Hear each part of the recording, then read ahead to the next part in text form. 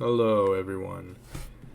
My name is Jose Martinez Jr., and this is my presentation on the written work Gorgias by Plato. So, who was Plato?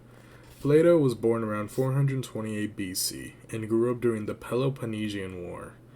This was a war that occurred in ancient Greece and was the shift of power between Athens, Greece, and Sparta, Greece, with Sparta getting the power.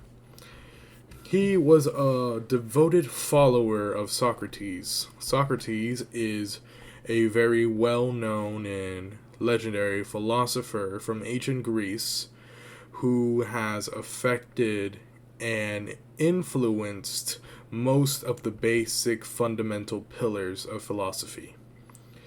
And in Plato's time, he began writing his most famous dialogues. His dialogues were mainly focused with his teacher, Socrates, and were fictitious settings, but reflected Plato's own thoughts and conclusions. And as well as after Socrates' death, because his teacher, Socrates, had died, he had traveled afterwards, and this is the time where his dialogues were made. And after some time involving mathematics, because he went to Egypt to learn with the Pythagoreans, he started an academy back in Athens, Greece, which is where he taught and mentored another famous philosopher, Aristotle. And it is believed that Plato died around 348 BC. The historical context is around about how the politics, it's around the politics that shifted from Athens to Greece after the Peloponnesian War. Because Plato grew up during that time and was a follower of Socrates, he had a lot of information and his own thoughts about the situations. Mainly because political authority became more corrupt afterwards. It was a horrible transition of power, which his own teacher, Socrates, was tried and executed by this new authority in their court system. And what Plato does is that he wanted to define notions. He wanted to define his own notions, for example, to reconcile with Socrates' death. The notions that are part of this text I'm presenting are power, justice, truth, and virtue. And this is as opposed to corruption and greed, which got his teacher Socrates killed. And this dialogue will reflect the current thoughts. I would also like to note that there aren't sections in this written work. Plato did not separate them into sections. However, many scholars have separated them into their own sections based on the shift of topic to another. So what I'm going to be using for the sake of this presentation is referencing the Stephanus page numbers from a complete medieval edition of Plato's works, which is generally the standard system by which to cite Plato. And this here would be 447a to 453a.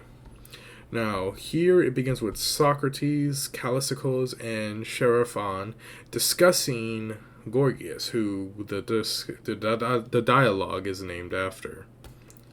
Now, Gorgias had just done his own showcase of his rhetoric skills, which Socrates had missed, and seeks him out after missing that display.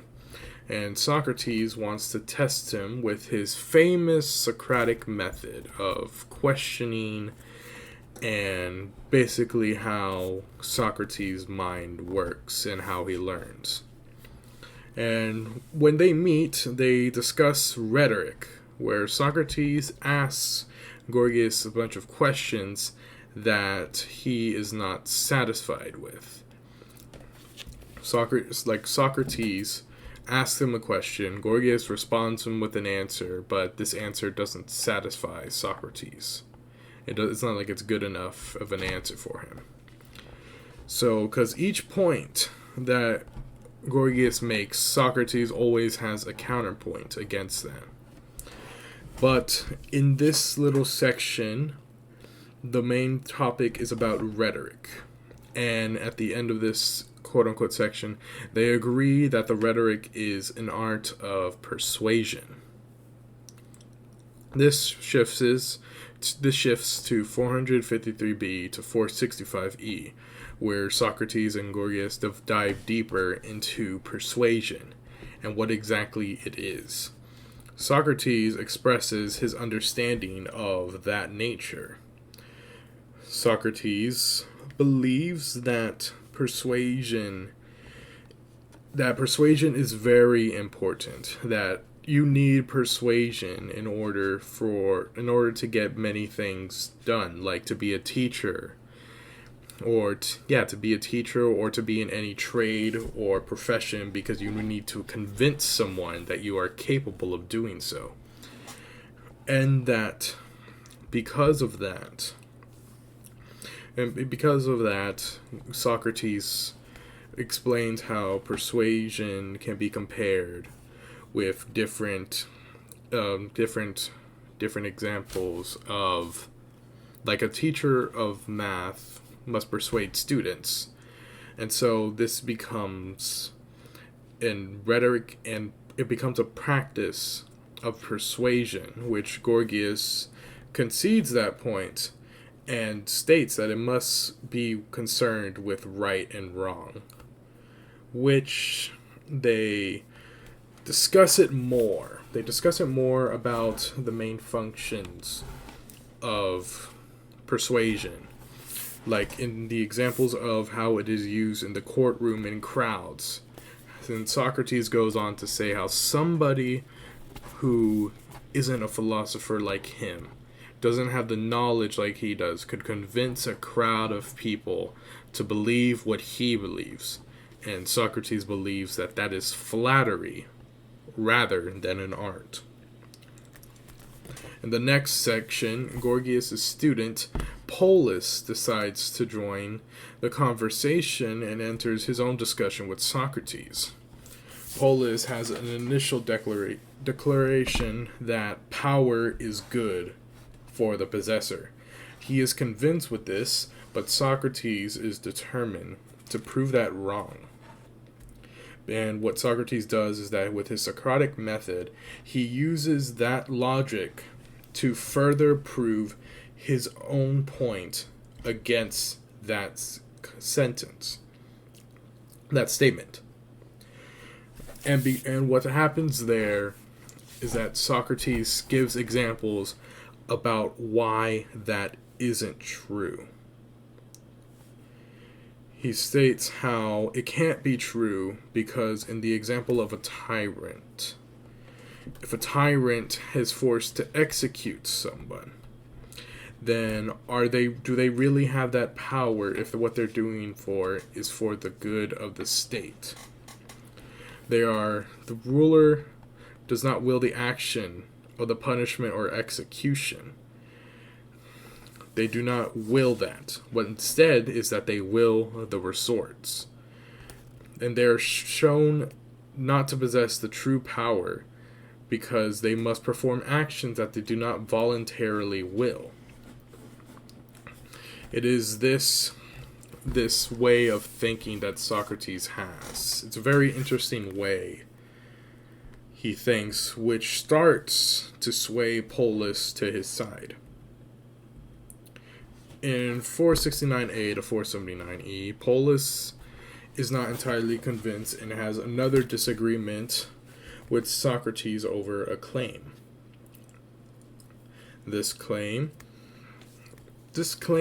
is with the declaration that it is worse to do than to suffer wrong.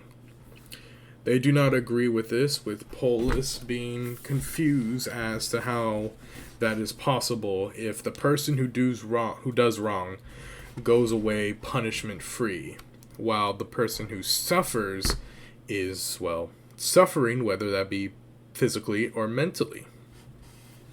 But Socrates uses his way of thinking, his unique way of thinking, to sway Polus into believing what he believes.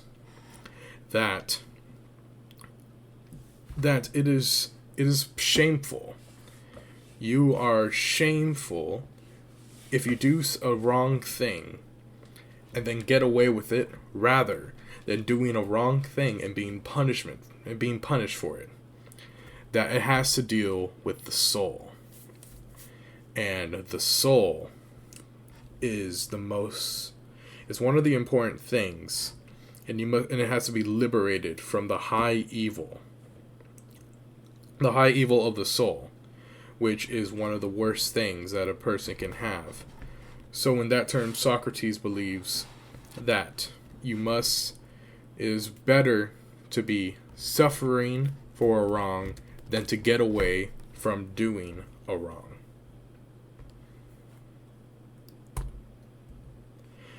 In 480a to 487e, Socrates at first continues to talk about rhetoric with Polus before the discussion shifts to Calliscos joining in the conversation. What they're debating about is justice. About what is justice. Then this justice is that they have differing definitions of it. And it goes back to what was talked about in the previous section with the best of the soul, with doing a wrong and suffering for a wrong. And Calliscos becomes frustrated with Socrates because he believes Socrates has his own verbal deception with his way of words that feels like it's trap. It can trap you. That he can trap you with its meanings. And Calliscos is also a great insulter of Socrates. That he says for Socrates to be disgraceful because he pursues philosophy through his adulthood, which is quote-unquote ludicrous and embarrassing. But Socrates is unfazed. He is unfazed with Calliscos' insults. He's unfazed by his insults, but tries to get through him and try to help him. That Calliscos is the only other person, rather than Socrates, qualified enough to help examine the soul for what is good and what is evil. The next section, 488e to 499e, still continues on the discussion about the nature of justice. And Calliscos offers a definition offers a definition which Socrates disagrees with and gives an example. That for Calliscos, he believes that justice is natural justice. The powerful rule the weak. But Socrates offers examples to further disprove that. And he disproves that using the nature of the mind, of how the way someone thinks and goes out and what they do. And because of that, Calliscos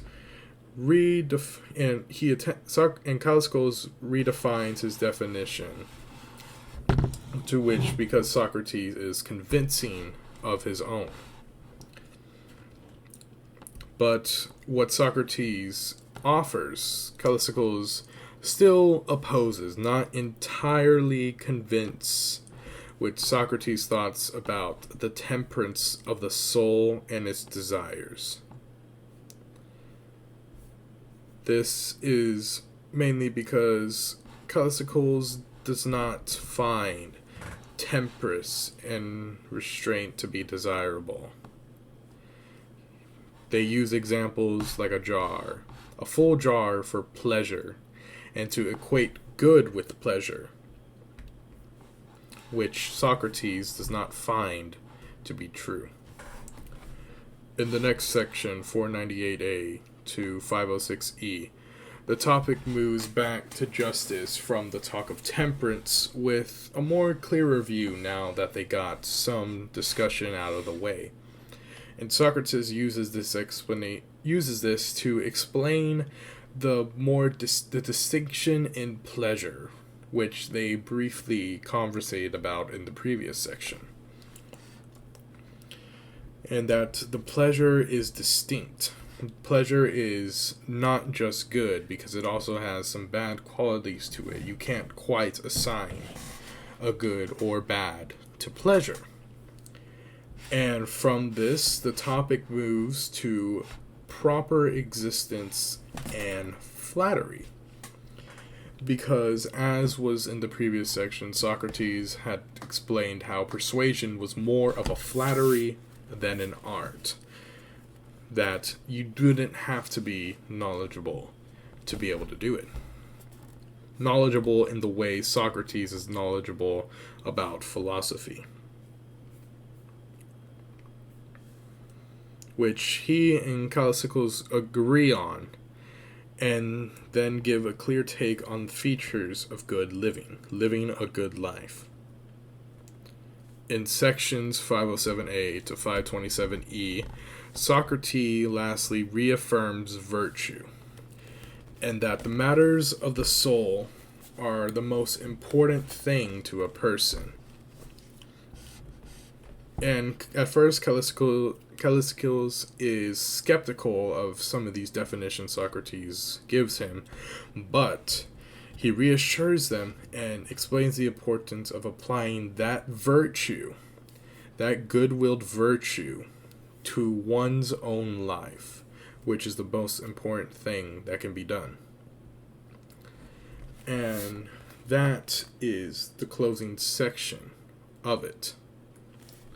The main end goal was that Plato used this dialogue to present his own definitions of these notions of power, temperance, virtue, and justice. This dialogue was made to give the clear viewings from the views of Socrates, and as he explains himself, which is what Plato is explaining. This work is considered relevant in its time because it deals with that context from the beginning. It applies to that because of what has happened in that past is what influenced Plato to write this, and it reflects their environment, as many scholars as well see it. These quotes, all three of them, were all by Socrates, and all give into a way of how we believe Socrates thought, and also a bit about how Plato feels, because he wrote this using his own definitions. Then you must prove that the rhetorian is not a fool, but that rhetoric is an art and not a flattery, and so you will have refuted me. But if you leave me unrefuted, why? The rhetoricians who do what they think best in states, and the tyrants will have nothing upon which to congratulate themselves. If, as you say, power be indeed a good, admitting at the same time what is done without sense is an evil. Why, my friend, the inference is that the good is not the same as the pleasant, or the evil the same as the painful. There is a cessation of pleasure and pain at the same moment, but not of good and evil, for they are different. Him Rhadamanthus beholds, full of all deformity and disproportion, which is caused by license and luxury and insolence and incontinence, and dispatches him ignominiously to his prison, and there he undergoes the punishment which he deserves. All three of these quotes were taken from different sections, and they are translated by Benjamin Jowett. These are my sources, and I thank you for watching my presentation.